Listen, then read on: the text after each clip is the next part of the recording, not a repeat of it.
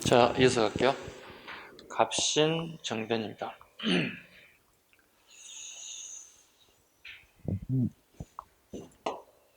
여기 이제 급진계합파들이 나와야 됩니다.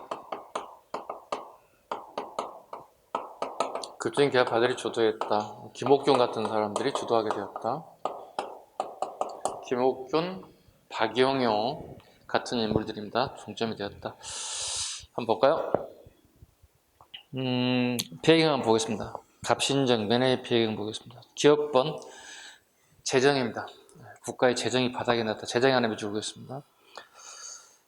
그리고 김옥균이 일본에 차관을 도입하려고 해서 이것도 마찬가지 실패했습니다. 차관을 하나 미주라고 보겠습니다. 그 다음에 니은 급진계합의 입지가 축소되었다. 기존의 정치 파벌 싸움에서 밀리고 있다는 얘기입니다. 파워게임에서 밀리고 있다. 그 다음에 니을번 앞에 별 표현하겠습니다. 베트남을 둘러싸고 청푸전쟁이 일어나 조선에 주둔한 청군 중 3,000명 중 1,500명이 철수했다. 청푸전쟁 또는 청불전쟁 전쟁이라고 합니다. 즉 베트남에 관련된 부분입니다. 원래 베트남은 청나라의 식민지입니다. 그런데 이 베트남 땅을 프랑스가 넘어와서 식민지를 삼겠다는 겁니다. 이 당시에 각국의 정책은 전부 다 식민지 정책이었거든요. 그러니까 남의 나라를 정복하고 정벌해서 그 땅을 자국의 식민지로 삼겠다. 이게 이 당시 가장 대표적인 정책이 식민지 정책이었다는 거예요. 베트남의 어떤 식민지 권한을 가지고 프랑스와 청나라가 한번 붙었다. 이걸 한자로는 옛날에는 안남전쟁이라고 불렀어요. 같은 말로. 같이 다 잡아주세요. 청푸전쟁, 청불전쟁, 안남전쟁 이렇게 얘기합니다. 네. 이때 청나라군이 3,000명 중에 1,500명을 갖다가 안남전쟁에 투입시켰다는 거예요. 청나라군이. 동주에 일본군이 3,000명이 있고 청나라는 1,500명밖에 안 된다는 거지. 그래서 이걸 김옥균이 이용하려고 했다는 겁니다. 군사적으로 우위를 점할 수 있으니까 일본군들이. 자, 주도 갑니다. 김옥균, 홍영식, 박영효, 서강범, 서재필 등 계하당파들이 출신이 돼서 갑신정변을 주도하게 됩니다. 목표, 근대적 개혁을 통한 부국강병, 흥선대원군 압송하고 속방 정책에 따라 조선을 제국점 취급하는데도 민시정권에 이에 순응하여 주권이 크게 훼손되는 상황을 바로잡는 것이라고 목표를 말하고 있습니다. 정계, 기억번 꼭 잡아야 되겠습니다. 과정이니까요. 우정총국, 오늘날 지금 우체국이죠. 우정총국 개국 축하연을 계기로 정변을 도모하게 되었습니다. 이때 이제 민시고관을 살해했다. 대표적인 민영익이죠. 민영익 같은 사람들이 이제 살해가 됩니다. 그걸 기점으로 해서 민영익이 입구에 들어오면서 살해가 돼서 칼 맞아가지고 막 피 흘리고 막 들어오는 거야. 이 사건을 계기로 갑신정변이 출발했다 보시면 되겠습니다. 민시고관이 살해되고 또 새 내각이 수립되고 또 14개조 정강을 발표했다. 14개조 정강이 밑줄 긋습니다. 민영익 같은 사람이 살해되고 김옥균을 중심으로 갑신정변 14개조 정강이 발표됐다. 밑줄 구란 이유가 있죠. 우리 처음에 가장 많이 나오는 내용 중에 하나가 이거죠. 별표 5개짜리. 뒤에 따로 하겠습니다.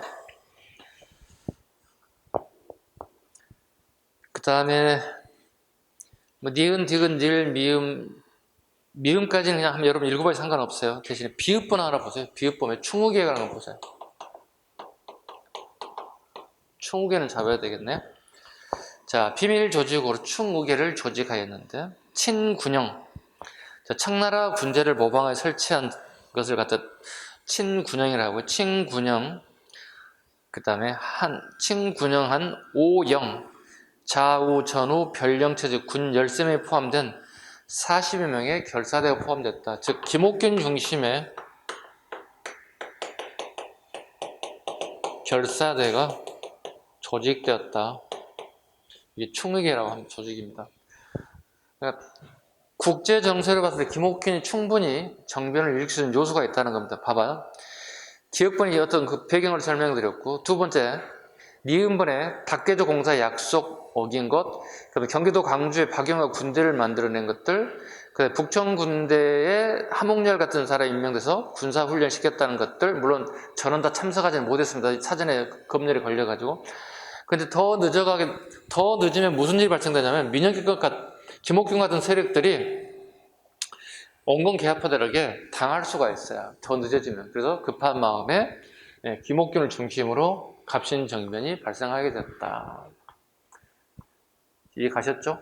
기존의 세력을 물리치고, 즉 민시 세력들 다 물리치고, 원공 개화파를 다 물리치고, 이 김옥균 세력들, 급진 세력들, 즉 일본과 가까워졌던 세력들, 친일파라고 하기는 좀 그렇긴 합니다만, 일제강점기 친일파가 좀 달라요. 일본의 어떤 정치, 경제, 사회, 문화 모든 부분을 수용하자는 세력들, 그게 이제 김옥균 같은 세력들이거든요. 왜? 아까 잠깐 언급드렸잖아요. 청나라가 패망했던 이유, 영국에 물렸던 이유가 뭐죠? 자기 것만 지키려고 했던 것들. 대신에 일본도 마찬가지 똑같은 정책을 펼쳤지만 일본은 다 바꿔버렸잖아요. 이걸 뭐라고 해서 할까? 통째로 다 바꾼 걸? 변법, 자강론, 국가의 이념이라든가 제도라든가 모든 걸 다 뜯어 고쳤다고요. 메이지 유신 때. 그 결과 서양의 문화들을 빨리 수용했다. 그래서 일본이 강대국이 된 이유가 거기 있다고. 가장 큰 게 뭐예요? 무기예요. 무기와 그다음에 정치 체제, 경제 체제, 이걸 다 모든 걸 바꿔놔요. 청과 우리는 어떻게? 기존의 온건파 세력 때 권력을 잡다 보니까 보수화되기 시작했다는 거야. 그 서양의 문화들, 기술들을, 모든 것들을 거부했다는 거지. 이때 우리가 좀 빨리 했으면 일본과의 우리 격차가 줄어들었을 건데 아쉬운 부분이기도 합니다. 결과 보겠습니다. 거기에 결과에 니은의 한성조약하고 텐진조약 밑줄을 씁니다. 그래서 암기사항이 하나 있습니다. 갑한텐입니다. 시험에 가장 나오는 게 이거죠. 갑신정변의 결과 한성조약과 텐진조약이 맺어졌다. 글자도 다 암기하셔야 됩니다. 아까 하나 뭐였습니까? 기억나세요? 이모곤란에 재물포조약과 태극기 사용됐다. 기억나시죠? 요거 두 개 딱 암기하셔야 됩니다.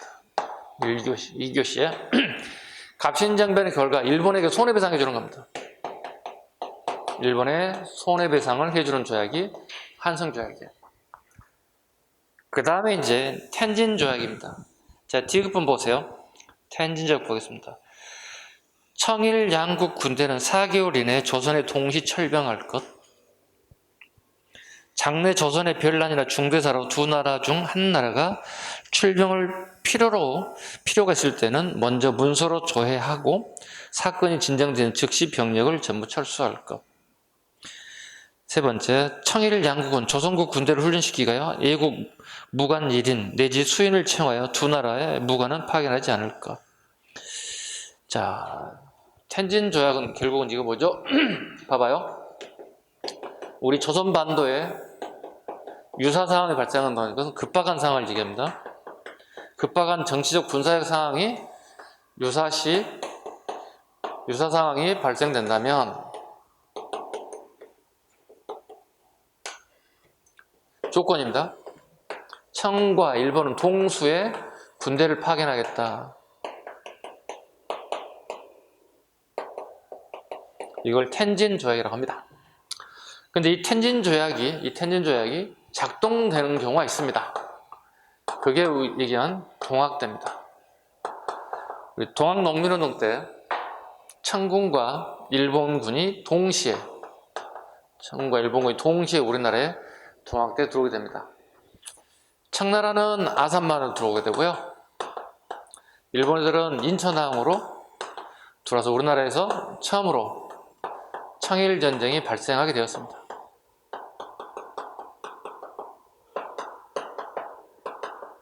되게 중요하겠죠. 텐진조약이.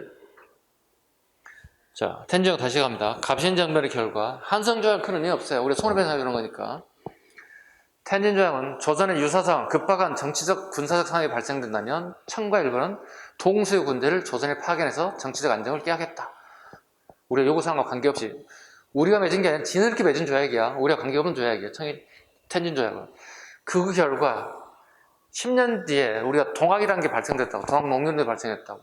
정부에서 동학농민운동을 하는 사람들 갖다가 수습을 못했다고.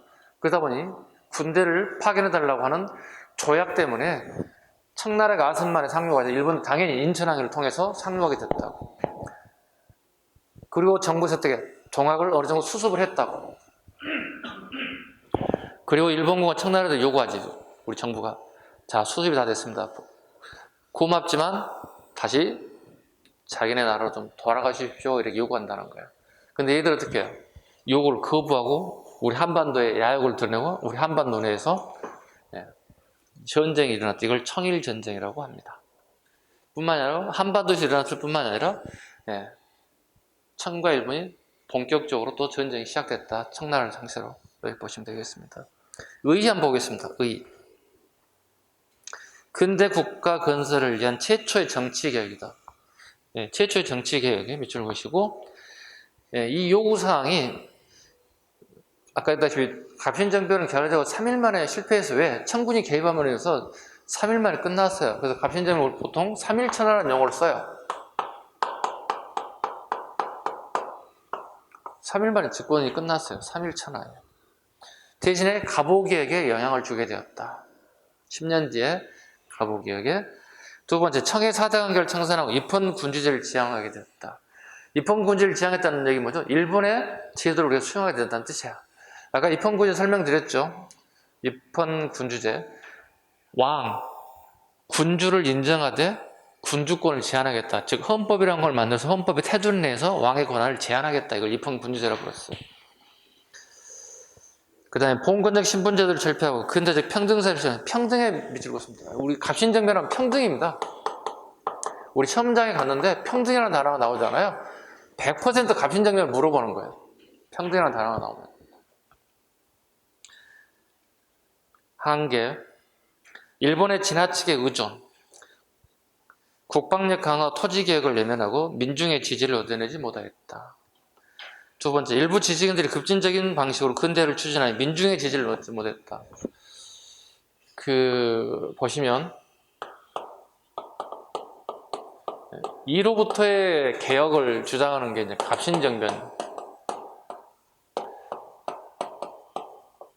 갑오개혁이에요. 이게 실패하죠. 그러니까 전 국민의 동의가 있으면 성공합니다. 무조건. 전 국민이 오케이 하면. 근데 일방적인 위로부터의 개혁을 주장했던 갑신과 갑오는 다 실패합니다. 또 마찬가지겠죠. 아래로부터의 개혁을 주장할 수도 있겠죠. 이것도 실패하겠죠. 그 대표적인 게 뭐겠습니까? 동학농민운동입니다. 이것도 실패합니다. 그건 우리에게 가장 좋은 교훈이 되지 않을까 싶습니다. 현대를 사는 우리 현대인들에게도 어떤 정부의 정책이 있다면 여야, 일단 기본적으로 정치인들 여야가 동의하고 전 국민이 동의한다면 그 정책은 성공하죠. 왜? 우리가 선택한 거니까. 그렇잖아요. 우리가 선택한 걸 우리가 실패했다 해서 이렇게 막 나라를 이상하게 만들 수는 없잖아요. 그래서 예나 지금은 되게 좋은 어떤 이런 느낌이 오는 표현 중에 하나입니다. 페이지 넘겨보세요.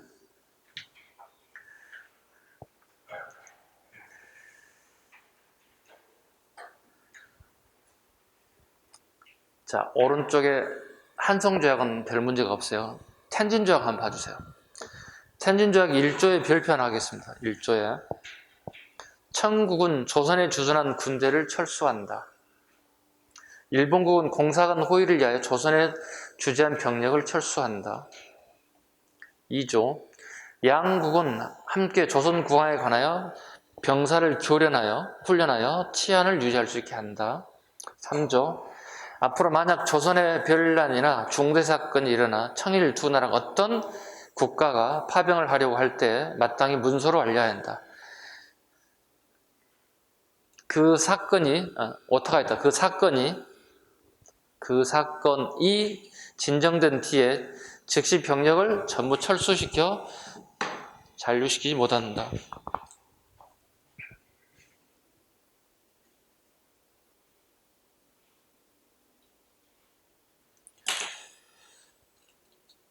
됐죠? 자, 500페이지 갑니다. 자, 500페이지에 되게 중요한 게 나와 있습니다.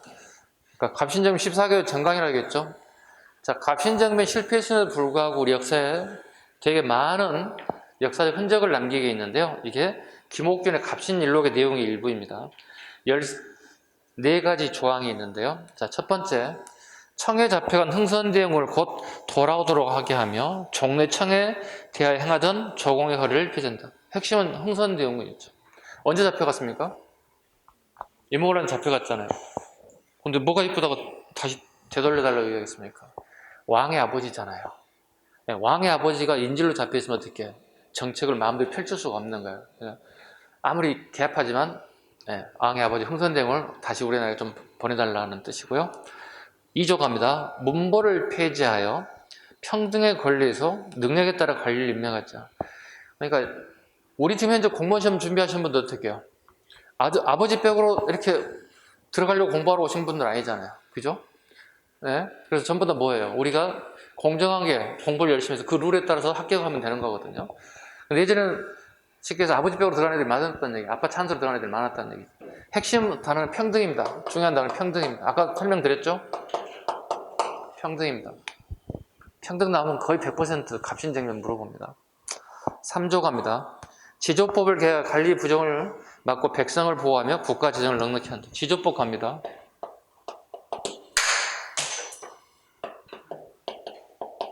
지조법 뭐죠? 제가 수업을 했던 분들은 좀 이해가 갈 것 같습니다. 메이지 유신에 들어갔던 내용입니다. 메이지 유신에 했던 내용이 평등, 지조법 다 들어갔습니다. 우리가 그대로 가져온 거예요. 일본의 제도를 그대로 가졌다. 지조법 갑니다. 조세 징수 방법을 얘기합니다. 국가가 백성들을 향해 세금을 징수할 텐데 어떤 방법으로 징수했겠다는 얘기죠. 자, 봐봐. 기존에 우리나라 신라, 고려, 조선 전부 다 어떤 방식으로 징수했어요? 그렇죠. 수확량에 따른 징수했어요. 이걸 우리 뭐라 부르죠? 결부법이라 불러요. 한자로. 두 개 다 알아두셔야 돼요. 수확량에 따른 징수를 했다는 얘기예요. 수확량에 따른 징수는 이게 실패하죠. 실패한 이유는 수확량에 대한 징수는 풍년과 흉년을 공무원이 판단한다는 거지. 공무원이 판단하면 어떻게 돼? 부패하는 거지. 일정한 기준이 없잖아요. 공무원이 자기 마음대로 잣대를 들이대는 거잖아요. 풍년인데도 불구하고 우리 가족 친척이 어떻게 흉년이 되는 거고, 흉년임에도 불구하고 우리 가족 친척이 아니야. 풍년이 되는 거잖아. 그럼 세금을 더 많이 내야 되는 거잖아요. 결국은 이 결부분 결과적으로 실패했어요. 일본도 이와 같은 제도를 똑같이 반복적인 게 계속 반복됐다는 거지. 그래서 지조법으로 바꿨습니다. 우리가 이걸 받아들였어요. 우선 이게 뭐예요? 처음 하신 분들 중간에 현재 우리가 얘기하는 재산세. 자, 생각해봐. 내가 권력을 가진 사람은 재산 적게 넣어도 되나요? 아니잖아. 뭐 예를 들어 선생님이 아파트를 갖다 100억짜리를 가지고 있다. 세금 1년에 10만 원 내면 되나요? 권력을 이용해서? 아니잖아요. 동등하게 내야 되는 거잖아요. 선생님이 아파트도 없고 집도 없고 아무것도 없어요. 세금 안 내도 되잖아요. 그러면 불구하고 야 너는 사람이 멀쩡한 돈을 갖다 한 100만 원 내야 되겠다. 그럴 수는 없는 거잖아요. 그러니까 재산의 정도에 따라서 내게끔 만드는 걸. 이걸 지조법이라고 불러요.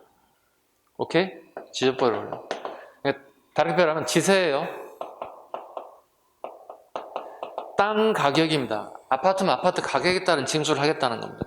자, 이런 얘기를 제가 하죠, 가끔. 자, 인천에 30평 아파트하고 서울에 강남에 30평 아파트 가격은 차이가 있을까 없을까? 엄청난 차이가 나지. 거기 45, 55 하면 여기는 한 10억 정도 하겠지. 그럼 똑같은 평수니까 똑같은 세금을 내도 되나요? 그건 아니죠. 훨씬 더 비싼 아파트를 가지고 있는 강남의 소유자가 훨씬 더 많은 세금을 내야 되겠죠. 그렇게 내는 방식을 우리는 뭐라고 그러나? 재산세라고 그러지. 그죠? 이게 지조법이라고. 지조법. 그 다음에요. 6조 보죠. 각도의 상한면을 영구히 받지 않는다. 문제점을 노출한 한국제도의 폐지를 주장했다.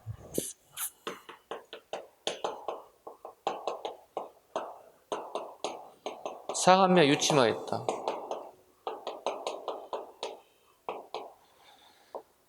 자, 일반 민들이 정부로부터 쌀을 빌려 먹습니다.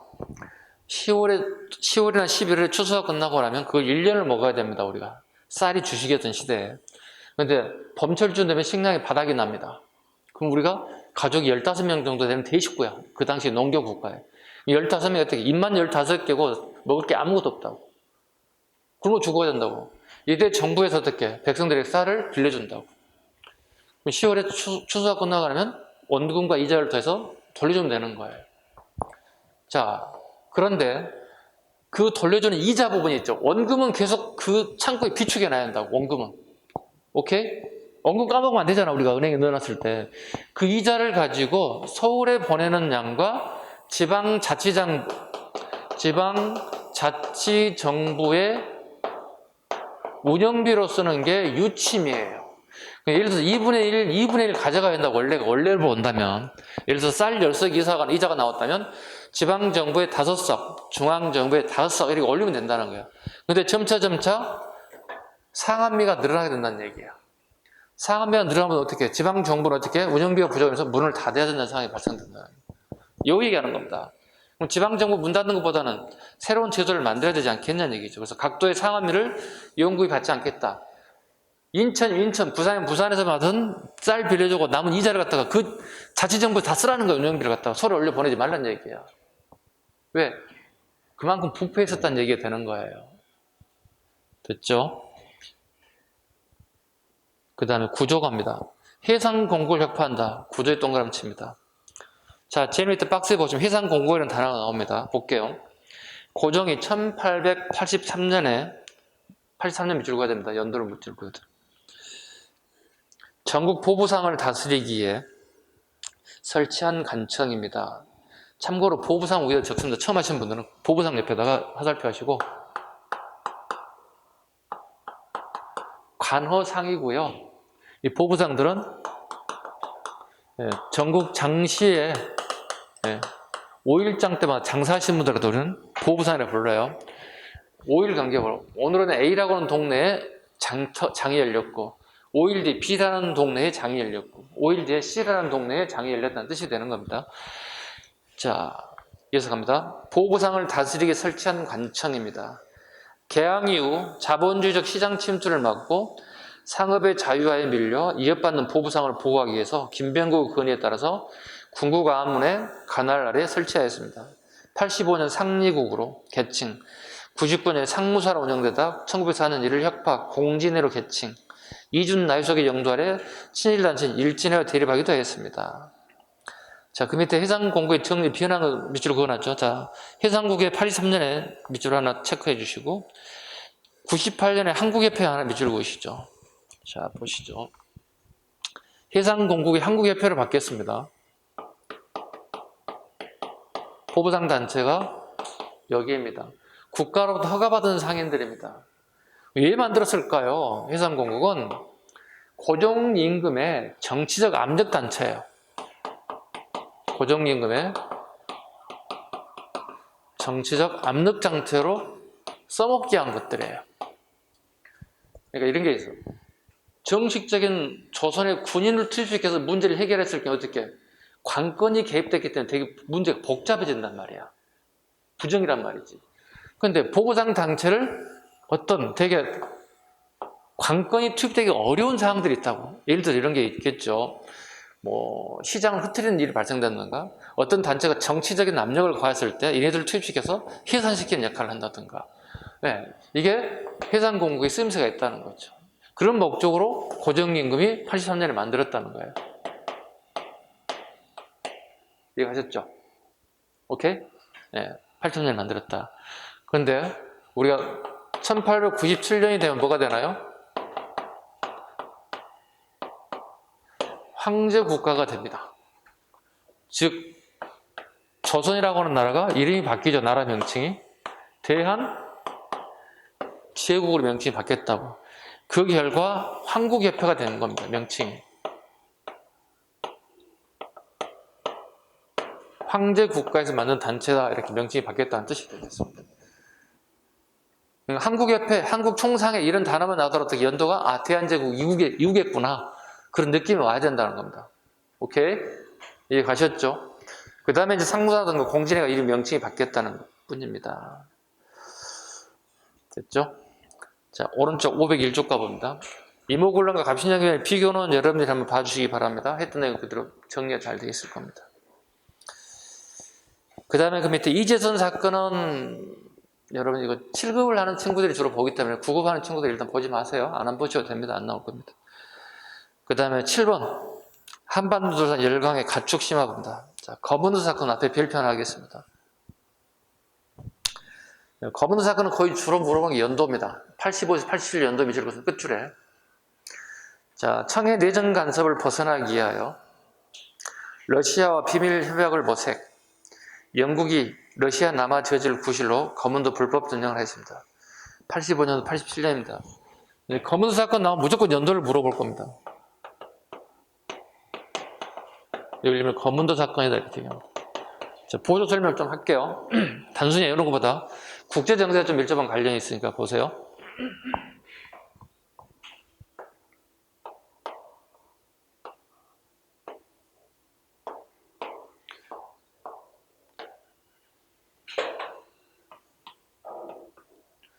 자, 한번 보겠습니다.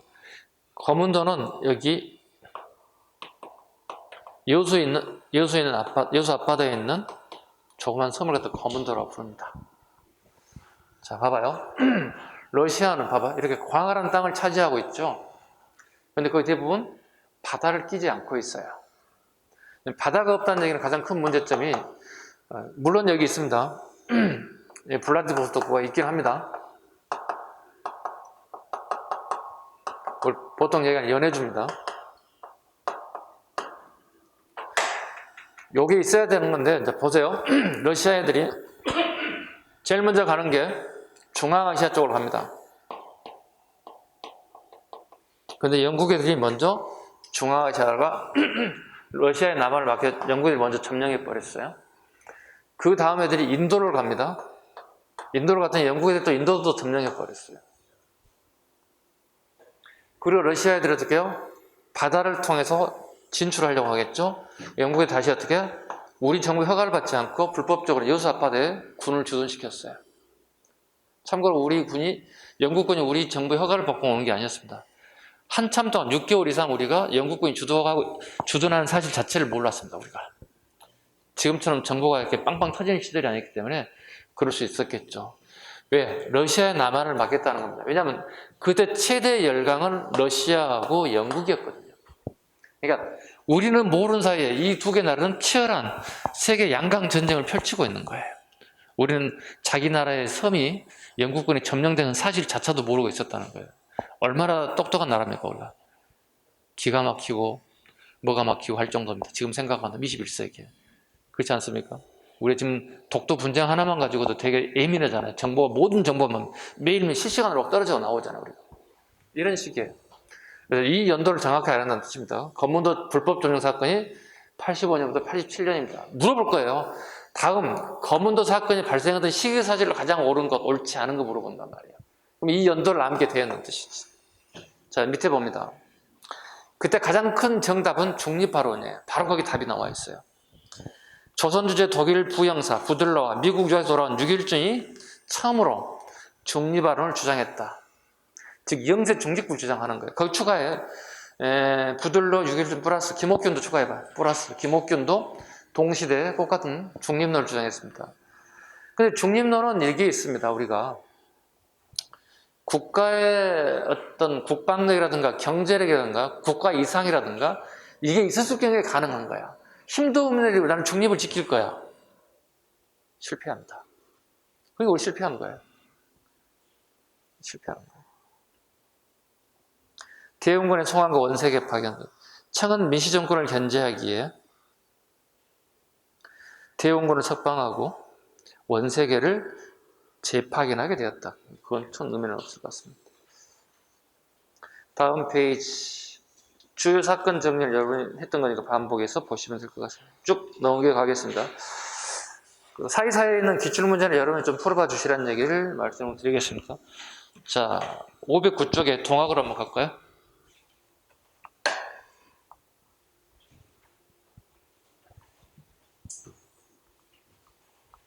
어때요? 좀 하실만 하세요? 여러분들 고등학교 시절 했던 것보다는 조금 더 난이도가 올라갔죠?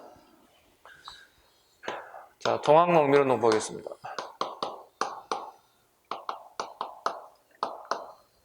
동학이라고 해도 되는데 동학농민운동이라고 하는 이유는 뭐냐면 참전에 참여했던 사람들의 성분을 봤을 때 동학교도보다는 농민이 훨씬 더 많았어요. 숫자가, 참여했던 숫자가. 그래서 두 개를 붙여놔야 돼.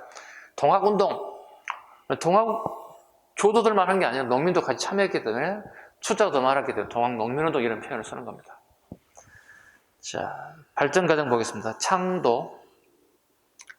서학에 대항하는 의식을 바탕으로 최재우가 창도하였다.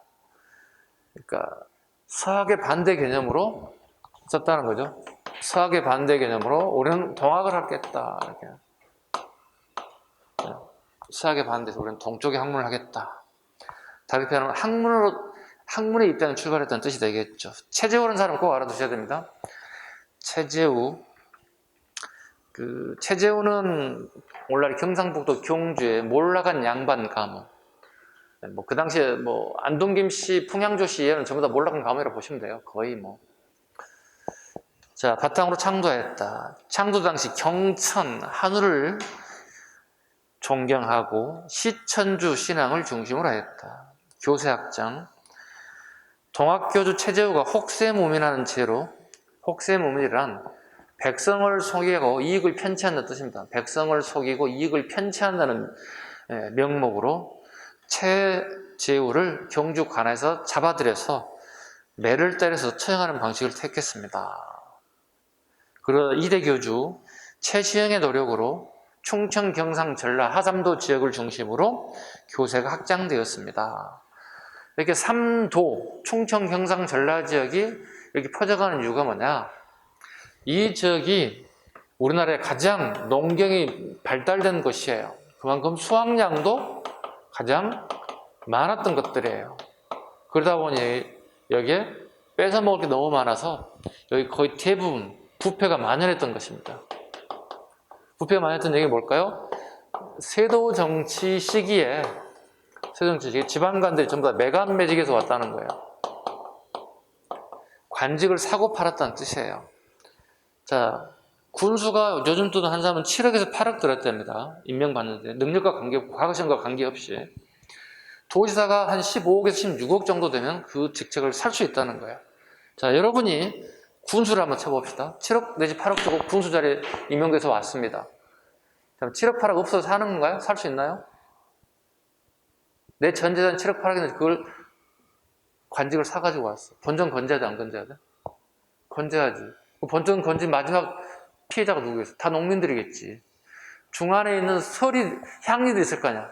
이방, 예방, 호방 이런 향리들 독촉해서 어떻게 백성들의 이익을 다 빼앗으면 7억 8억. 자, 또 하면 더. 7억 8억 투자는 내가 본전 건지려고 장사하는 거 아니지. 장사하는 거야. 이익이 남아야 돼. 장사하는 의미가 있는 거잖아. 그럼 7억 8억 본전을 당연히 내가 건져야 되는 거고 그 나머지 거 딱 수익을 창출해서 향리들을 엄청나게 쪼았겠지.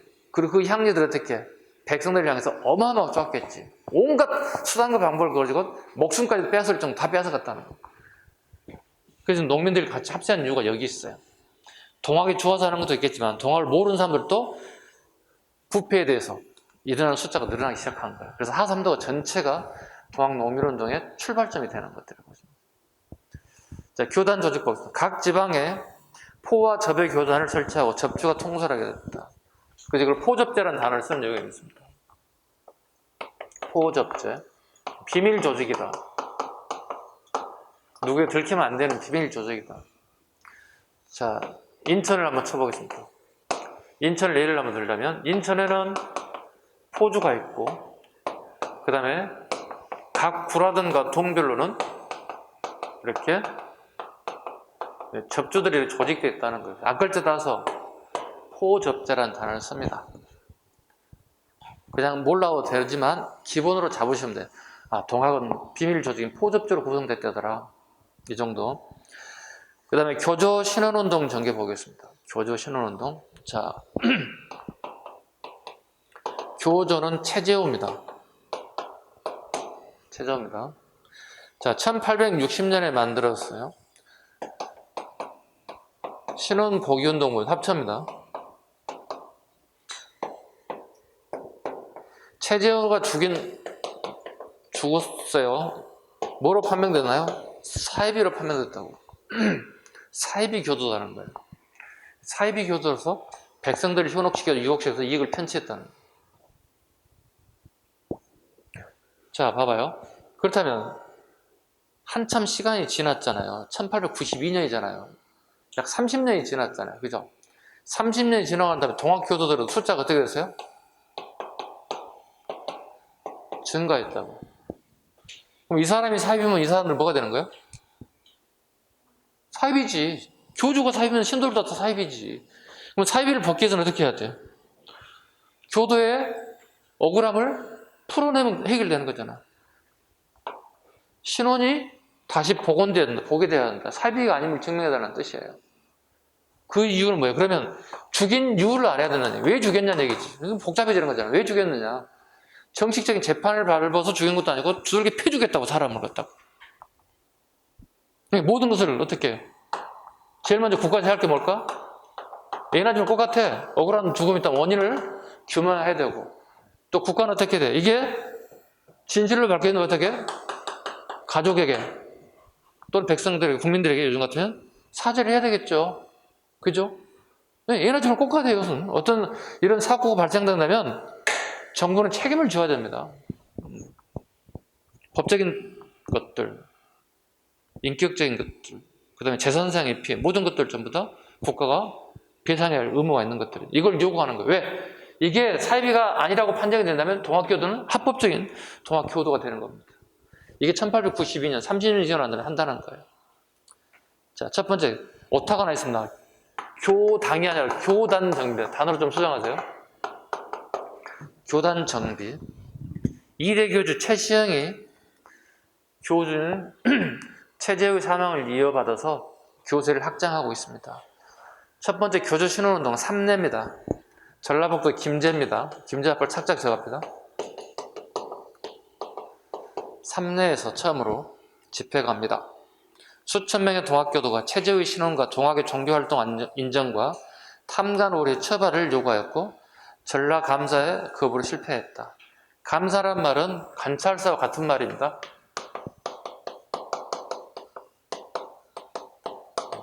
요즘 치면 이제 도지사겠죠. 이 사람이 거부로 받아들이지 못했다. 자, 서울 복합상소 갑니다. 손병희, 박강호 등 40여 명이 경부궁 앞에 들어가서 연자 복합상소를 올려 교주와 신원의 외국인 철수를 요구하고 상소 3일 만에 고정연금이 이렇게 얘기합니다. 각기 집에 돌아가 생업에 종사하면 소원대로 여러분들 요구를 시행하겠다고 답을 내렸습니다. 그러자 해서나 정부는 상소를 올린 주모자를 체포할 명령, 정부의 이 같은 조치에 지방간의 탄압이 이어졌다. 자, 경부궁 앞에까지 갔잖아요. 왕이 직접 명했잖아요. 생업에 종사하게 전부 다 고향으로 되돌아가라 이렇게 얘기했잖아요. 이 말을 따라야 돼, 안 따라야 돼? 백성들은? 따라야 되잖아요. 이런 사상을 뭐라 불러요?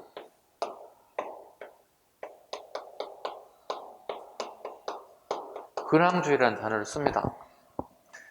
조선시대에는 왕과 왕실이 백성에게 명령을 하게 되면 그 명령을 따라야 된단 말이야. 그 사상을 근황주의라고 한단 말이야. 이해 가셨죠? 이게 좀 있으면 다음 주쯤 배울 것 같은데요. 을미의병 때 이런 일이 발생돼요. 민비가 사망했죠. 그죠? 암살당했죠. 이때 을미의병을 일으켰다고. 그때 고종임금이 뭐라고 불러요? 야, 우리 마누라 죽은 거 이쯤 됐어. 그만해. 다들 이제 고향으로 돌아가. 할 수 없잖아요. 왕이 명령하는데 어떡해. 가야지. 이런 걸 뭐라 불러? 근황주의라고 불러요. 네. 웃기는 일이죠. 그만큼 그 당시에는 왕실이 이음이 대단했다는 거죠. 왜 그래? 잘 들어줘. 말 좀. 그 다음에 보건집회 갑니다. 충청도 보건집회 93년입니다. 동학신앙의 자유뿐만 아니라 탐관오리 축전과 함께 정치적 부임이 즐겁습니다. 이제 종교적 색채가 정치로 번져가고 있는 모습을 취하고 있습니다. 네, 종교적 목적에서 삼례하고 서울 복합상소운동은 종교적 목적이고 보훈 집회는 정치적 집회라고 보고 있습니다. 마찬가지 금구 집회, 금구집도 마찬가지입니다. 척의 양창의를 주장하고 일본과 차이나를 몰아내고 신식 분대를 앞세운 정부 탄압으로 20일 만에 해산되고 말았습니다. 순서 물어봅니다. 자, 이게 순서가 가장 많이 나올 겁니다. 자, 여러분 514쪽 갔다가 다시 옵시다. 514쪽으로 한번 넘어가 보세요. 동학의 전개 과정에 가장 많이 나오는 부분이고 이걸 안 보고 쓸 수 있어야 돼요, 여러분들이. 첫 번째 갑니다. 교조 신원운동, 삼례 복합 보훈 집회입니다. 이때만 하더라도 뭐죠? 교조 신원운동이 되게 많죠. 물론 보훈 집회는 아까 뭐라고 그랬습니까? 정치적 부분이라서. 밑에 여배가 적습니다. 삼례하고 복합 상소를 두 개를 묶어서 교조 신원이에요. 순수하게 종교적 목적이라는 뜻이에요. 종교적 목적. 보훈 집회는 뭐죠? 정치적 목표로 조금 바뀌어가고 있다는 겁니다. 자, 1차 봉기 갑니다. 1차 봉기, 고부밀라입니다. 전라북도 고부군이었습니다. 지금은 고부군이 없어요. 행정구 개편으로 인해서 뭐 신태인, 뭐 김제 이렇게 찢어져 가지고요. 지금은 고부군이라는 단어가 없습니다. 네, 고부에서 처음 밀란이 발생됐다. 그 다음에 무장 봉기 갑니다. 무장이란 말은 동네 이름이지 우리가 군사적인 어떤 무기를 들었다는 뜻이 아닙니다. 네, 무장에서 봉기가 일어났다. 네, 고부뿐만이 아니라 무장에서까지도 봉기가 일어났다. 이때 나타나는 게 사발통문입니다. 자, 보시죠. 동학교도는 아까 비밀 조직으로 되어 있다고 그랬죠. 그죠? 포접제라고 해서 우리 접시 있잖아, 우리가. 그지? 우리 넓은 그릇 있잖아. 그 넓은 그릇을 거꾸로 엎어본다고 이렇게 동그란 원형이 만들 수 있겠지. 그죠? 그리고 여기에 전달하고 싶은 메시지를 전달하고 여기에 전달하는 방식이다. 네, 이걸 사발통문이라고 합니다.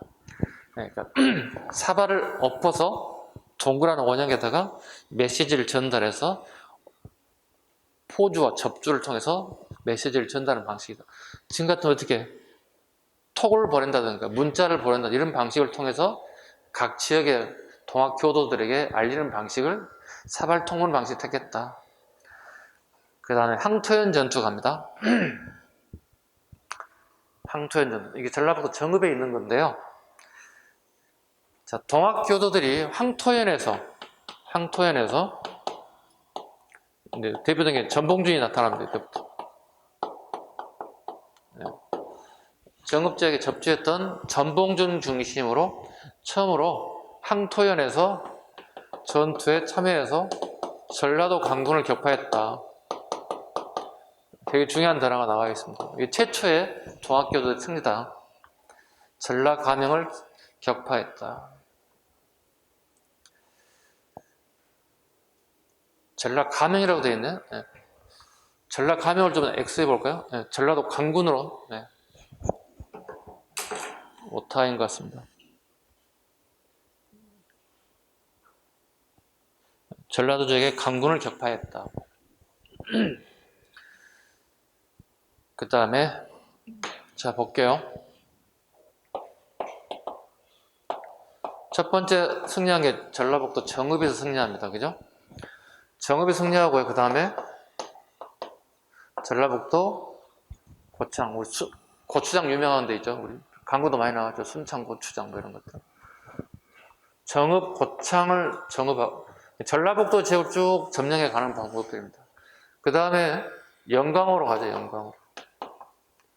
여기까지는 요즘에 행정구역이 전라북도이고요. 이쪽 넘어가면 전라남도가 되겠죠. 영광, 그 다음에 한평, 무안, 뭐 되게 많습니다. 이 동네. 뭐 해나, 만도, 진도. 그 다음에 되게 많죠. 장성까지 갑니다. 장성에 이제 황룡청 전투에서 이제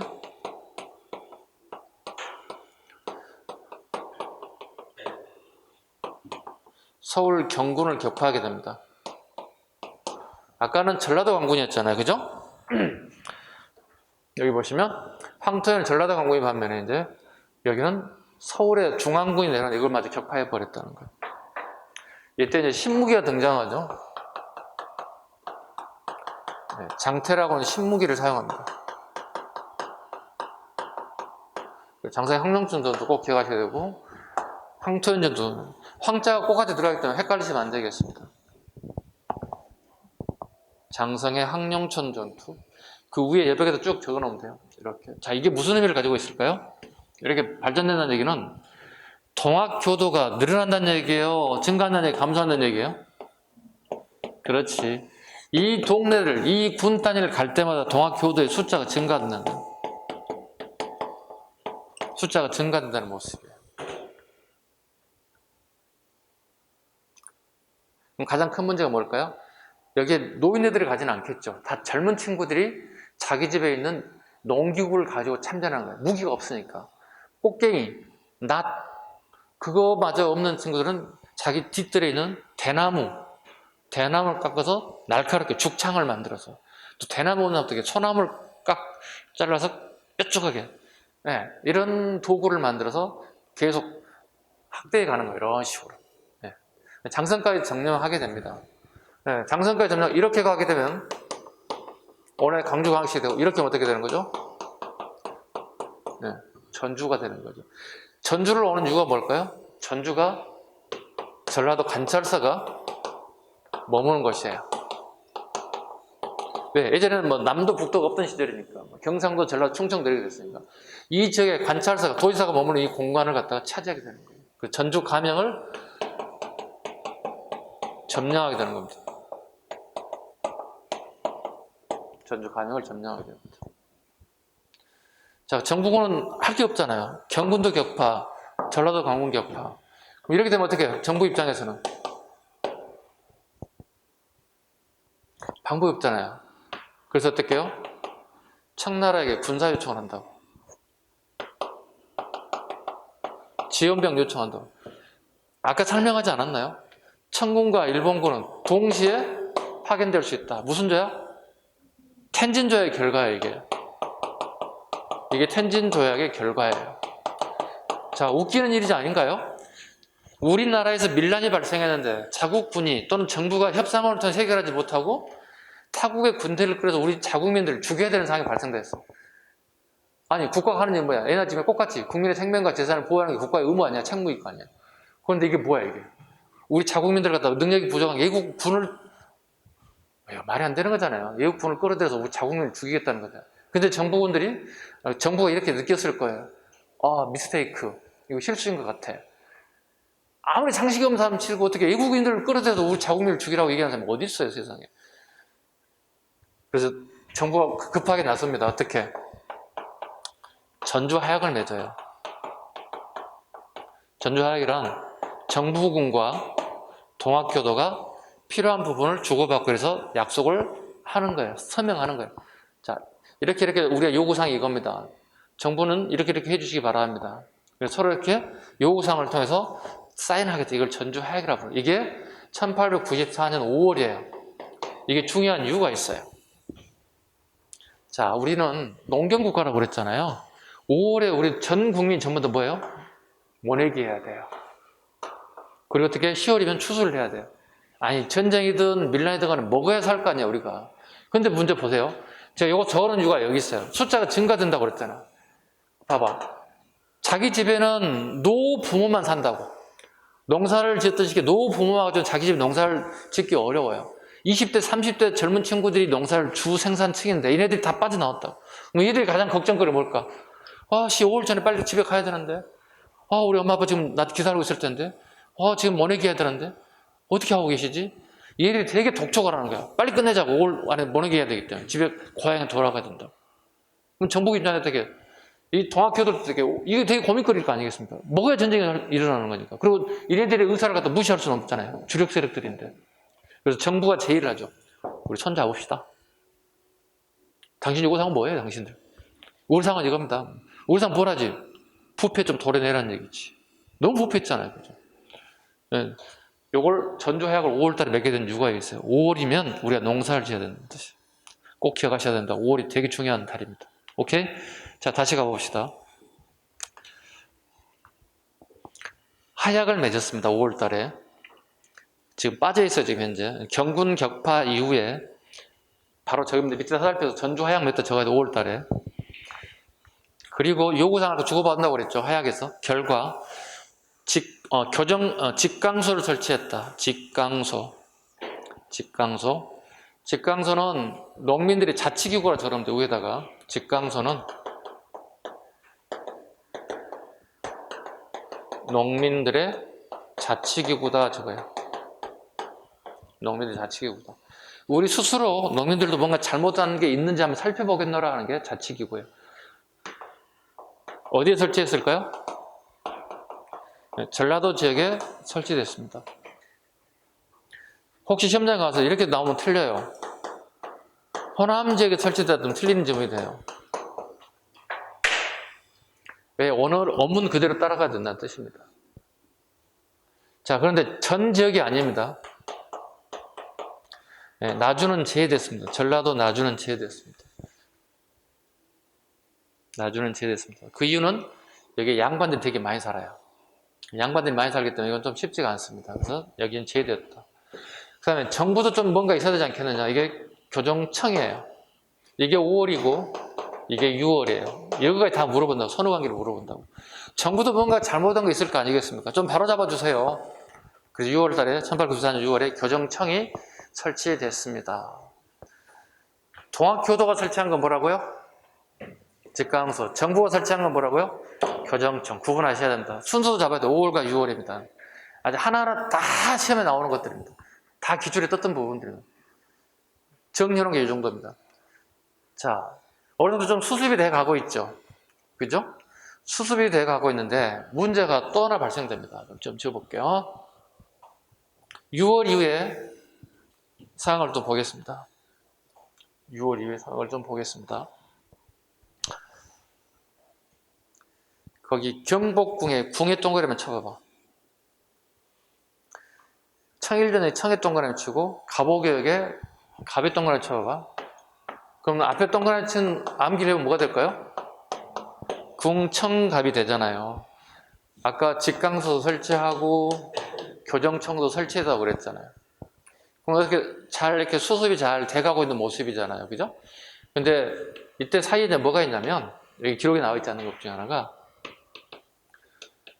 정부가 비밀리 취하는 것들이 있습니다. 그게 뭐냐면 동학교도들을 모르게 체포하기 시작해요. 중간 간부들을 체포하기 시작하게 돼요. 그러니까 정부가 약속을 조금 어겼다고 봐야 되겠죠. 왜냐면 이걸 어기기 시작하는 거예요. 그 상황에 보세요. 일본군들이 이제 돌아가지 않고 있어요. 왜 안 돌아가고 있어요? 청나라도 안 돌아가고 있어요. 그러니까 우리 정부가 불러는 드렸지만 동학교도들 진압하기를 목적으로 불러는 드렸지만 정부가 자 됐습니다. 이제 돌아가셔도 됩니다. 그랬더니 청나라하고 일본 애들은 돌아갈 생각이 없어요. 우리나라에 주둔하고 있어요. 그 군인들이. 그리고 일으킨 사건이 이겁니다. 경복궁을 기습 점령했어요. 누가요? 여기서부터는 일본 애들이 설치고 다니는 거예요. 경복궁을 기습 점령해 버렸습니다. 자, 우리 알다시피 경복궁 우리나라에 누가 머무는 공간입니까? 왕이 머무는 공간이에요. 그럼 봐보세요. 자, 여러분 집에, 안전한 집에 혼자 있는데 누군가에서 문이 뜯기고 누군가에서 인질이 됐다 한번 쳐볼까요? 인질이 되면 무슨 일을 여러분이 가장 먼저 요구하겠습니까? 제일 먼저 목숨이잖아요. 목숨보다 중요한 거 없잖아요. 자, 제 목숨을 살려주신다면 이거 다 가져도 됩니다. 필요하면 제가 제 개별 통장에 100만 원인데 100만 원까지 찾아주겠습니다. 부족하면 우리 엄마한테 이거 돈을 한 1억 정도 더 드리겠습니다. 목숨 하나 살려주시기 바랍니다. 이렇게 얘기할 거 아니야, 인질이 되면은. 그렇잖아. 죽음보다 낫잖아. 100만 원에 벌면 되고 1억 벌면 되는 거잖아, 사람이란 게. 그죠? 목숨이 살아있어야 되는 거잖아. 봐, 왕이 인질됐어요. 앞으로 일본 애들한테 뭘 요구하면? 일본 애들 요구사항 들어야 돼, 안 들어야 됩니까? 왕 입장에서, 고정임금에서. 다 들어줘야 되는 상황이 발생된다. 힘이 없다니까 이제 왕이 앞으로. 왜? 인질이 대표했잖아. 그래서 예를 드는 이유가 그거예요. 여러분과 왕을 대비해서 비교가 적절하진 않지만 내가 인질이 된다면 그 인질범에게 요구사항을 내가 다 들어줘야 되는 상황이 된다는 얘기죠. 경복궁을 기습 점령했다고. 이때 중요한 이유가 있어요. 훗날 전봉준이 2차 봉기의 원인이에요.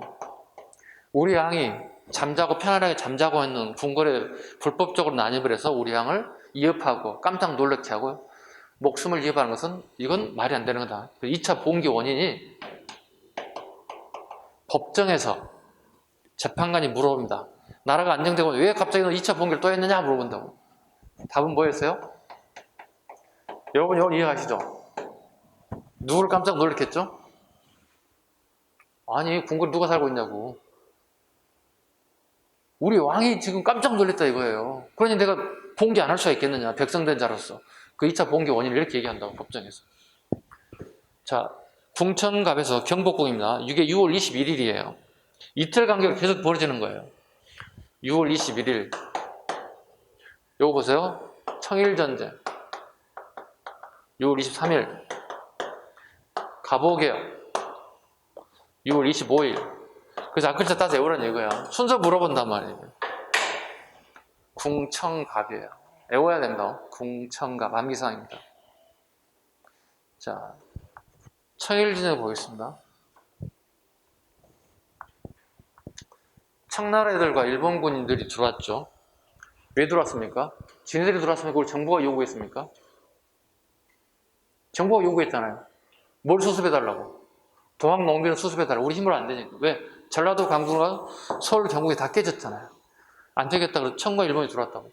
그리고 하약을 맺고 난 다음에 죄송한데 다 끝났습니다. 가주시면 안 되겠습니까? 말 좀 잘 듣자. 오늘. 네. 근데 가지 않았잖아요. 갑자기 일본 애들이 경복궁 기습전쟁했다고. 이슬 뒤에는 청일전쟁이 발생했다고. 돌아가지 않고 보세요. 성안역에서 오늘날의 지하철역에 성안역이 있습니다. 경기도 평택하고 충청남 천안 사이에 성안역이 있습니다. 자, 봐보시면 아산만으로 청군이 들어오게 됐고, 아까 방금 얘기했다시피, 그 다음에 인천항으로 일본군이 들어오게 됐다고요. 그럼 그대로 돌아가면 되는데 돌아가지 않고 갑작스럽게 얘들이 서울을 경유해서 아산만 애들은 천안과 안성을 거쳐서, 인천항에 왔던 애들은 서울 경유해서 평택을 거쳐서 성안역에서 붙게 돼. 이게 청일전쟁이에요. 청일전쟁. 여기서는 벌어진 게 아닙니다. 해전도 벌어집니다. 어디에서? 청나라 지역에서 해전도 벌어집니다.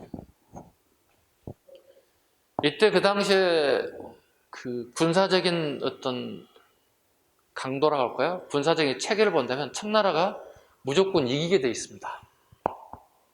군사력 이렇게 비교해 봤을 때 무조건 청이 이기게 돼 있어요. 근데 일본이 승리했습니다. 되게 아이러니한 전쟁 중에 하나가 청일전쟁입니다. 왜냐하면 봐보세요. 우리가 1860년대 아편 전쟁을 겪습니다. 청군과 누가? 영국 애들이. 너희 새끼들 아편도 팔아먹어야 된다 해서 팔라고 얘기했잖아. 그때 우리는 그거 수입할 수 없습니다 그랬잖아. 영국 애들 어떻게? 함포를, 영국은 본대도 아니야. 홍콩 앞바다에 있는 함대 2대가 중국 청나라 해변에 있는 요동반도 포함해서 난징, 항구에 있는 모든 함선을 다 초토화시켜버렸어. 이게 청일전쟁, 아편전쟁에 승리했다고. 그 다음에 청나라도 깜짝 놀랐지. 우리가 숫자만 많았지. 왜냐면 그때 해군이 뭐였냐면 이거였어요. 이순신 장군 하거든요. 이거야. 노를 져서 싸우는 함선이야. 영국 애들은 증기선이야. 40노트, 50노트 윙 가는 애들이야. 그리고 거기다 포를 장착해서 포를 갖다 빵빵 때리는 거야. 막 500m, 1000m 막 때리는 거야. 가까이 근접전도 필요 없는 거야. 그러니까 어떻게 청나라 배가 완전 초토화돼 버렸지. 그럼 청 어떻게 될까? 야, 우리가 너무 뒤졌다는 거지. 그때 청에 주장했던 내용이 아까 뭐였다고 그랬어? 중체 서역론이라고. 중체, 중국의 사상과 도덕이 서양애들 뒤질 게 없다. 그건 가져가야 된다. 그래서 서양의 무기는 필요하더라. 언제? 뭘 겪어봤어 아까? 아편을 겪어봤잖아. 그 무기, 함선에 우리가 당해낼 수 없다는 거지. 그래서 서양의 무기 체계를 우리가 수용하겠다. 이게 중체 서역론이야. 아까 우리는 뭐라고? 똑같아요. 동도 서결론이야. 동쪽의 도덕, 동쪽은 우리나라를 얘기하는 거야. 우리나라의 도덕과 사상 규범은 서양에 드릴 바가 없다. 서양의 기술은 필요하더라. 아까 얘기했잖아. 정약용이 그 중계를 끌어서 수원 화성을 걸릴 때 보니까 되게 필요하더라는 거야. 그 결과 청나라에 비상이 걸린 거야. 그래서 서양 애들이 되게 좋아하는 게 청나라에 자기들이야. 오래된 자기들 다 팔아. 그 돈을 연치면 달러로 만들어서 서양에 영국에 이런저런 되게 뛰어난 무기를 다 수입해 왔다고. 이제 끝났어, 이제. 동양의 재편은 끝난 거야, 이제. 그런 생각을 하고 있는 거야. 근데 청일전이 딱 붙었다? 그때 당시 모든 세계 군사평론가들 느꼈을 거야. 일본 게임이 안 되는 거야. 왜? 영국산 무기에 다 배치되어 있는 거야. 싸운 거야, 여기서. 일본이 이렇게 간다고, 이렇게. 열하방 붙는 거야, 이렇게. 일본애들 붙는 거야. 당연히 여기 압승해야 한다. 청이 압승해야 한다. 그래서 청이 실패했다고. 일본이 완전하게 승리해버렸다. 이게 청일전이 왜 실패했는지를 볼까요? 청나라는요, 정신을 차렸는데 누가 정신 못 차냐면 공무원들이 정신을 못 차렸어요. 그 제가 여러분들 공무원을 강의하고 있잖아요. 그래서 공무원들 절대 결론부터 얘기하면 부패하면 안 돼요. 절대 부패하면 안 됩니다. 지금 부패할 뭣도 없어요. 다 청문 감사실이 각 시군구청에 다 있어가지고 불가능합니다. 하나 여러분 일거수일투족 다 평가하거든요. 자, 봐봐요. 남성분들 군대 다니시는 분들 꽤 많을 거예요. 군대 가면 가장 먼저 하는 게 훈련이에요. 그죠? 훈련을 엄청나게 반복 훈련 되게 많이 한다고. 예, 그 기술을 능숙하게 다뤄야 되니까. 무기를 갖다가. 자, 그런데 납품업자들이 실전용으로서는 무기를 납품해야 되는데 이걸 연습용 무기를 갖다가 납품해서 실전용인 것처럼 단가를 부풀려서 이익을 취한 거야. 아니, 실전용에서 막 실탄을 막 쏘기는 어렵잖아요. 그러니까 연습용으로 막 쓰는 거야. 또는 공포탄으로 쓰는 거야. 근데 이게 실전용에서는 실전 무기처럼 가격을 부풀려서 팔아버린 거야. 이걸 공무원들이 묵인해 준 거야. 업자들이 납품하는 걸 갖다가.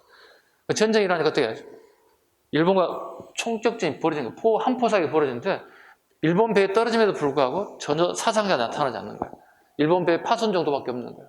우리 자동차 사고하고 기수 정도밖에 없는 거야. 이렇게. 그럼 일본이 어떻게? 저거 별거 아닌데 앞으로 전쟁에서 어떻게 짧은 거리 가서 일본 애들이 실전으로 때리니까 어떻게 얘들 다 전멸돼 버린 거야. 이게 뭐죠? 도덕적 해이예요. 우리 사회에서 말하는 도덕적 해이예요.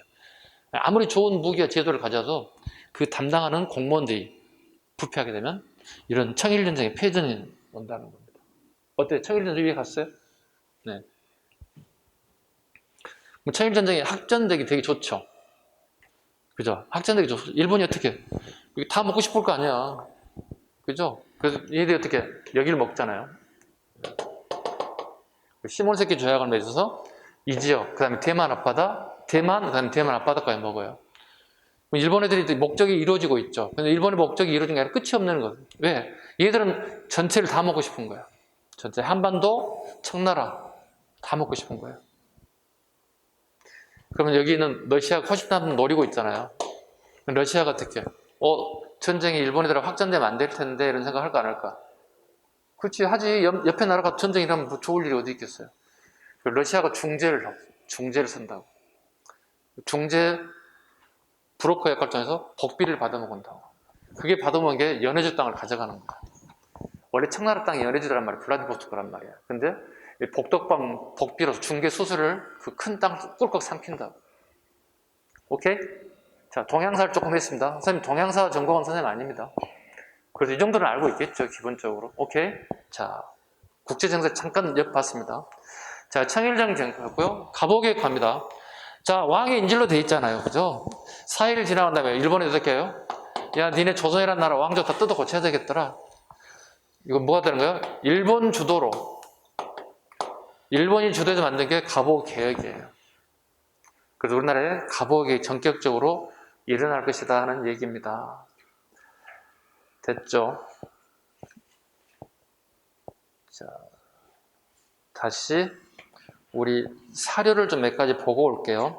우리 동학에서 사료가 나온 걸 대비해서 510쪽으로 가보세요. 다시 510쪽에 사료를 좀 보겠습니다. 네, 무장 창임을 보겠습니다. 네. 무장은 오늘날의 전라북도 고창군입니다. 살짝 적어놓으세요. 무장은 오늘날의 전라북도 고창군입니다.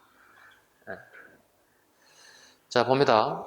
우리들은 비록 초야에 버려진 백성이지만 임금의 토지에서 나는 곡식을 먹고 임금의 옷을 입고 살고 있으니 앉아서 이태로 망하는 것을 볼 수가 없어. 온 나라가 마음을 같이하고 억족창생 수많은 백성이 의논을 모아 이제 의기를 들어 나라를 보존하고 백성을 편안하게 하는 것으로 죽고 사는 맹세를 하는 바이니 오늘의 광경은 비록 놀라운 일이나 절대로 두려워하거나 움직이지 말고 그 생각에 편안하여 다 함께 승평 이로를 빌고 모두 성상의 덕화를 바랬으면 천만다행이었노라. 왕을 잘 먹고 잘 살자 뭐 이런 뜻이에요. 백삼봉기 가면 오른쪽에 백삼봉기 우리가 을을 들어서 여기에 이르렀으면 그 본의가 결코 다른 데 있지 않냐고 창생을 도탄 중에서 건지고 국가를 반석 위에다가 주재함이라. 안으로 탐악한 관리의 머리를 베고 밖으로 행포한 강적의 물을 쫓아내고자 함이라. 양반과 부의 앞에서 고통을 받고 있는 민중과 방백과 수령의 밑에서 굴욕을 받고 있는 하급 관리들은 우리와 같이 오난이 깊은 자이다. 조금도 주저하지 말고 이 시각으로 일어서라. 만일 기회를 잃으면 후에도 소용없으리라. 그 백산의 동기를 일으킨 인물은 전봉준입니다. 그 전봉준의 아버지가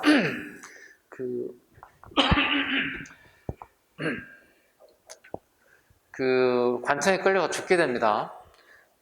세금을 너무 많이 거서 항의하러 간 거예요. 전봉주도 관청에 들어가서 항의하러 갑니다.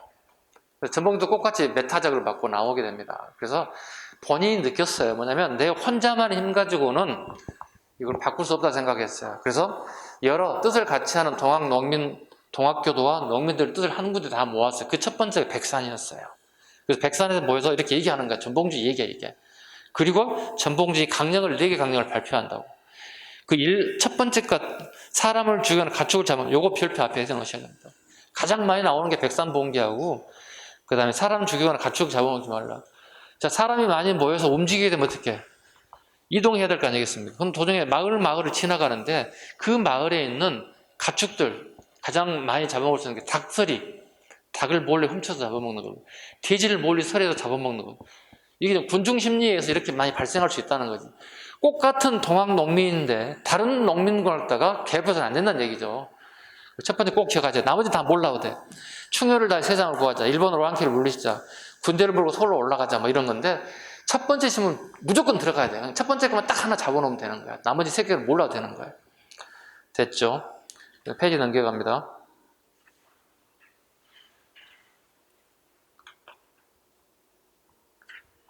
(515쪽)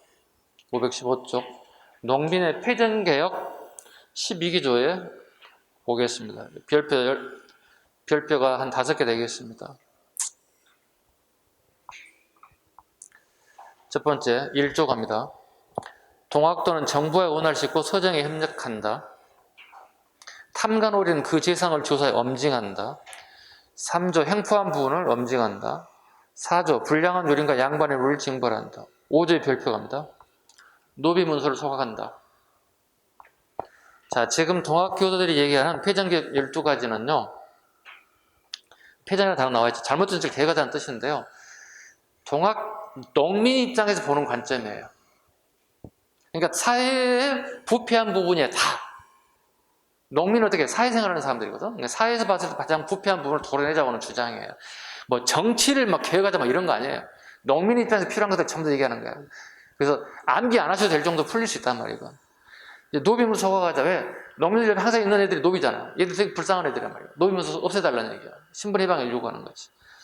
6조의 별표 갑니다. 7종의 천인차별을 개선하고 백정에서는 평양가심 지르고 있습니다. 패랭이가 싫어하고 이걸 없애달라. 자, 한번 봐봐요.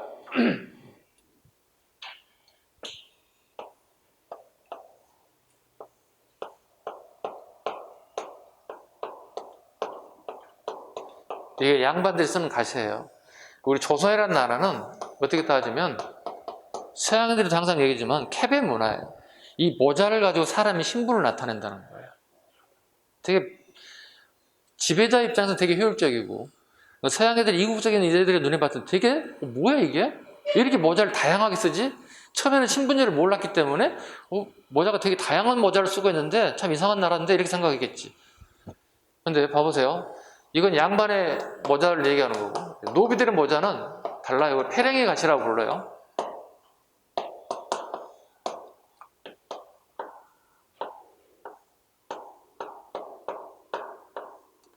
어때요? 차이점이 나타나지 않나요?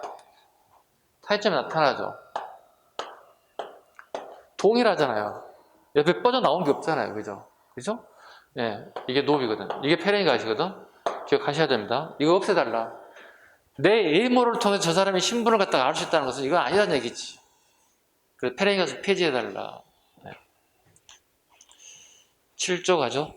7조 별표 갑니다. 청상가부의 개가를 흥해달라.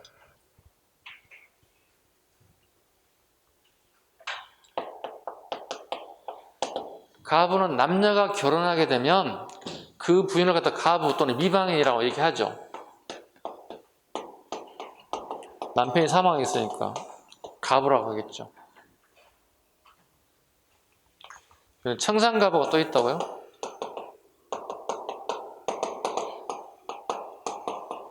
자, 아버지들끼리 약속합니다. 아들을 둔 아버지와 남자와 그 다음에 여자를 둔 아버지 간에 서로 약속을 합니다. 야, 우리 아이들과 너희 딸이 참 괜찮은 것 같아. 우리가 나중에 성이 되면 결혼시키자 이렇게 약속했어요. 옛날에 이렇게 그런 게 있었을 것 같죠? 생각해보면. 예, 서로 친구 간에 이렇게 얘기할 수 있지 않나요? 야, 니네 아들 참 잘생긴 것 같아. 니네 딸 참 이쁜 것 같아. 우리 나중에 사돈 맺을까? 이렇게 얘기할 수 있다는 거예요. 그렇게. 그걸 언제 할까? 한 16, 17살쯤 하면 안 될까? 17을 하자. 고1쯤 되겠다, 요즘에. 그때 좀 하면 안 될까? 약속을 한 거야. 자, 17살이 됐어요. 그죠? 그럼 예를 들자면, 결혼하면 되는 거잖아. 근데 결혼하려고 봤더니, 얘가 없네? 그럼 어떻게, 파혼된 거잖아요. 그죠? 근데 이 여성은 이 남자 집에 결혼을 하고 난 다음에 가서 시집살이를 해야 되는 거야. 이런 사람을 청상가부라고 그래. 그러니까 가부는 가부도 약간 좀 다르지. 여기는 남편 얼굴 봤어, 못 봤어? 봤잖아. 여기는 듣도 보지도 못했어. 아빠로부터 들은 게 없어. 이런 사람들이 주변에 많다는 거야. 그리고 이상한 짓을 뭐 하냐면 남자 집에서 이 청상가부가 목을 메고 죽기를 바란다. 왜일까요? 예, 정부로부터 연료문을 받고 싶어 해. 우리 집은 효성이 지극한 정제를 되게 중요한 가문, 즉 조선시대 여성의 정제를 되게 중요하게 생각했던 시대이기 때문에 이렇게 하는 거예요. 이건 뭐야? 여성들을 죽이는 거예요. 이것은 여성들의 도덕적인 부분을 완전 옥죄내는 것들이거든요. 자, 청상가부의 제거를 당연히 없애야 되는 거 아니겠습니까? 그죠? 자, 그 다음에 말 좀 잘 듣자.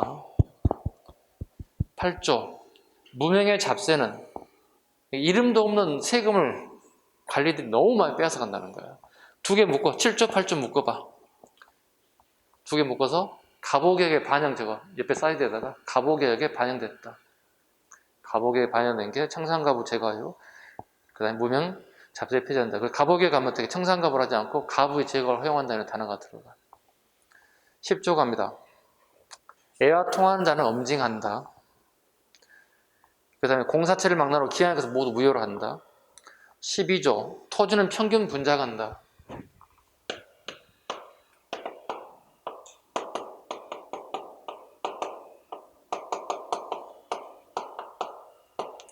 예, 토지는 평균 분작한다. 이게 뭐냐면 국가로부터 토지를 달라는 얘기가 아니에요. 오해하시면 안 됩니다.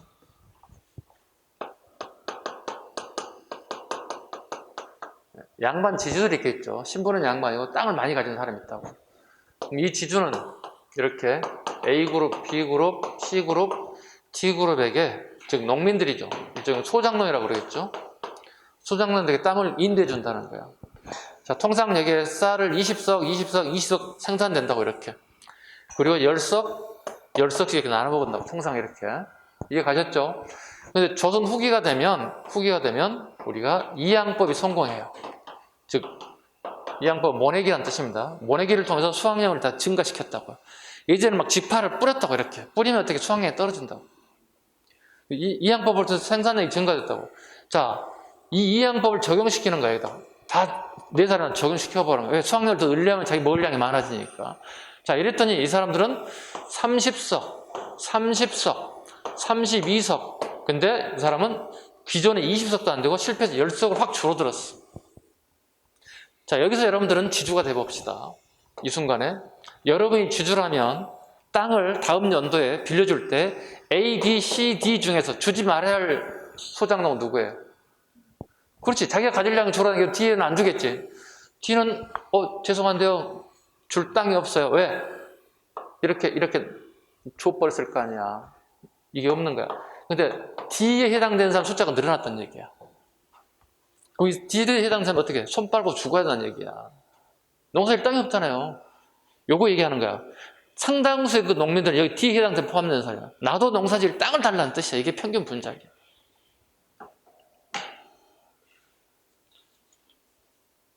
다음 페이지. 동학을 마무리하려고 그랬더니. 동학의 성격. 빨리 한번 해봅시다. 유불선을 기본으로 했다. 유교, 불교, 도교를 기본으로. 516쪽입니다. 동학의 성격. 유교, 불교, 선은 도교를 얘기합니다. 기본으로 민간신앙 요소와 결합되었다. 성리학을 부정하면서도 철학적으로 주기론에 가까웠다. 주기론, 주리론. 그리고 이양 선생의 주장 내용, 율곡 2의 주장. 리, 인, 의, 예치를 주장하는 사람들이고, 사람이 느끼는 7가지 감정을 얘기한다. 지금 당장에 농민에게 필요한 것은요, 한번 봐봐요. 지금 농민에게 필요한 것은 책일까요, 밥일까요? 이거 달라고 한다고. 이게 기라고. 기억하셔야 돼요. 출제자가 계속 리라고 얘기할 거란 말이야. 주리론 주장했다 할 거란 말이야. 주기론이에요. 주기론에 가까웠으며, 얘기했습니다. 예를 들었습니다, 제가. 지금 농민에 필요한 건 책이 아니라 밥이라고. 당장에 끼니를 때워야 된다고. 서학을 부정하면서 평등사상을 채용했다. 약간 모순이죠. 서양의 학문을 받아들이는데 평등사상을 채용하기도 했다. 종교적으로 부적을 붙이고 다니는데 궁궁의리라고는 부수를 달고 주수례를 중시하는 샤머니즘 성격도 보인다. 부적 밑줄, 샤머니즘 밑줄. 가끔 몰라 여러분들도 우리 아들이 우리 딸이 이번에 합격했으면 좋겠어. 모르게 부적 쌓고 여러분 침대 밑에 넣어놓을 수도 있어. 여러분이 안 보이는 것이다. 올해 이거 붙여놓으면 합격할까요? 누군가에 써가지고 무당에 주면 붙여놓을 수도 있어. 동학이 이런 모습도 보인다는 거죠. 그 다음에 도참사상. 도참이라는 말은 우리말로 그냥 미래예언사상을 적어놓는다. 미래예언사상. 그 대표적인 정감독입니다. 정감독은 책 제목입니다. 앞으로 이시양조 500년이 끝났고 정치성을 가진 사람이 새로운 나라를 만들 것이다. 이런 이론입니다. 항상 나라가 불안해지면 이런 도참사상, 미래예언사상들이 많이 나타납니다. 가끔 보이십니다, 여러분들. 여러분 동네나 그다음에 여러분 학원 주변에 2인 1조 다니시는 분들 계시죠? 제가 나타나면 학원에서 수업을 하고 지나가는데 참 인상이 좋은, 내 인상이 좋아 보여. 지금 마스크 쓰고 있는데 지금. 그래서 어이가 없어서 아이고 상황 봐서 인상 좋다고 얘기하지 상황이 아니다 이건. 공부 좀 해라 이렇게. 그런 사람들이 뭐죠? 미래가 불안하기 때문에 나타나는 현상들이에요. 여러분 미래가 불안하다고 생각하세요? 여러분 공무원을 준비하고 공무원 합격하면서 여러분 미래를 좀 이렇게 그리고 있잖아요. 그걸 향해서 가는데 이런 사람이 나타나고 여러분들 현혹시키고 있잖아요. 넘어가시면 안 되겠죠. 당연히 넘어갈 사람도 없겠지만 이게 일종의 미래 예언사상이다. 도참사상이다. 반봉건 반제국주의입니다. 반봉건 반제국. 자, 제국주의는 식민지 국가를 만들어서 지배하는 걸 얘기하는 거고, 봉건이라는 말은 주종관계를 얘기합니다. 주종관계를 반대한다. 주인과 종의 관계를 반대한다는 뜻입니다. 즉 평등사회를 주장하는 것들이겠죠. 그 다음에 조선 앙조를 부정합니다. 근데 시험장에 가면 어떻게 할까요? 동학교도들은 조선을 부정한다고 얘기하겠죠. 동학교도는 조선을 부정하였다 이렇게 나올 거거든. 틀려요? 맞아요? 틀린 거야. 자, 제가 이렇게 하거든요. 여러분, 대한민국 사람을 우리가 부정할 수 없죠. 내가 대한민국에 태어났으니까. 그러나 대한민국의 현 대통령은 부정할 수 있죠. 민주주의 국가니까 누구든지 다 불평불만을 얘기하고 부정할 수도 있다고요. 대통령과 집권자를 불평, 불만을 쏟아낼 수 있지만 우리가 대한민국 사람, 대한민국을 부정할 수는 없어요. 조선을 부정했다. 이건 틀린 질문이 되는 거예요. 조선의 정부를 부정할 때 이건 맞는 질문이 되는 거예요. 정부는 부정할 수 있는 거예요. 그죠? 조선 사람이 조선을 부정할 수 없지만 정부를 부정할 수 있는 거예요. 이게 말장난이에요. 절대 틀리면 안 되는 분. 후천 개백사상, 네, 말세사상이라고 그러죠. 지금이 모든 것이 다 아니야. 여러분이 보고 있는 다 아니야. 새로운 세상이 있어. 후천 개벽을 믿으십니까? 속아 넘어가면 안 돼, 여러분들. 밖에 다니면서. 후천 개벽을 믿으십니까? 이렇게 하면. 말세라고 하는 거야, 지금 현재. 새로운 세상이 있다는 거니까, 우리가 같이 하시면 안 될까요? 뭐 이거는. 그 다음에 반에서 반봉과 민주운동가죠. 할빈당 같은 사람도 있습니다. 영학당, 남학당. 이거 뭐냐면, 동학의 잔당들이에요. 동학의 잔당들이 나머지 활동하는데, 그 대표적인 게 할빈당. 홍길동을 모티브로 가졌고, 할빈당 대표 적습니다. 충청도를 기반으로 해서 전국적 활동입니다. 저거요. 충청도를 기반으로 전국적 활동한 게 할빈당입니다. 그 활동한 시기는 1900년, 1904년 정도가 주 활동 무대가 되겠습니다. 1900에서 1904년 정도 활동 무대가요, 시기가요. 영학당, 전라도 지역. 남학당, 제주도 지역. 틀리는 부분이 영학당과 남학당을 여러분이 혼란에 빠뜨릴 거예요. 왜? 남학당이니까 남쪽이니까 전라도겠다 생각하면 안 돼요. 전라도 더 밑에 있는 것이 남학당, 전라도와 영학당. 동학의 잔당들이 계속 운동을 펼쳤다. 반에서의 농민운동이었다. 그 다음에 3번 봐주시기 바랍니다. 부호도의 연합성이 민보군, 수성군을 조직해 동학군의 진압에 앞장섰다. 민보군, 수성군 밑줄 긋습니다. 이건 동학군이 아닙니다. 부자들이 자기 경호부대를 만들어서 동학군을 진압하는 것 같다가 민보군, 수성군이랍니다. 그래서 구분하시면 됩니다. 동학군 X 적어놓으시기 바랍니다. 그 다음 페이지, 518페이지.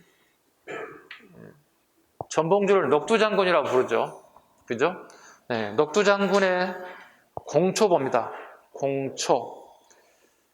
공초란만 요즘 말 바꾸면 이제 재판 과정의 어떤 과정을 전부 다 수록한 어떤 문서라고 보시면 되겠습니다.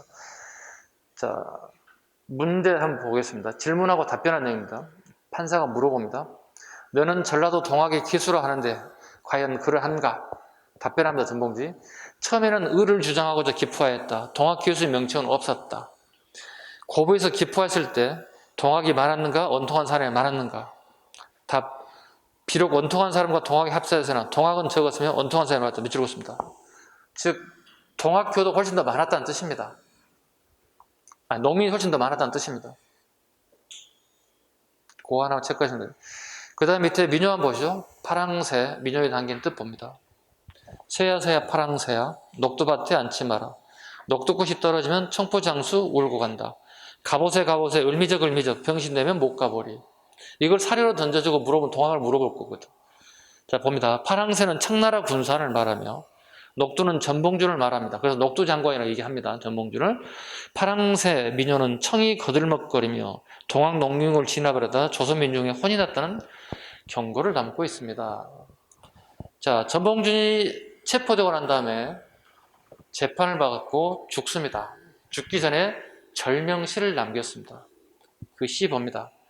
때가 이르러서는 천지와 함께 힘썼으나 운이 가니 영웅도 스스로 개할 바가 없다. 백성을 사랑한 정에 내 잘못은 없노라.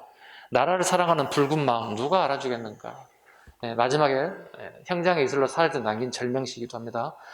이런 사료들이 나올 수도 있고 앞에 내용들이 나올 수도 있으니까 다 동학은 되게 중요한 의미이기 때문에 꼭 봐주시고 기출을 여러분이 풀어봐 주시고 조금 쉴까요? 조금 쉬겠습니다.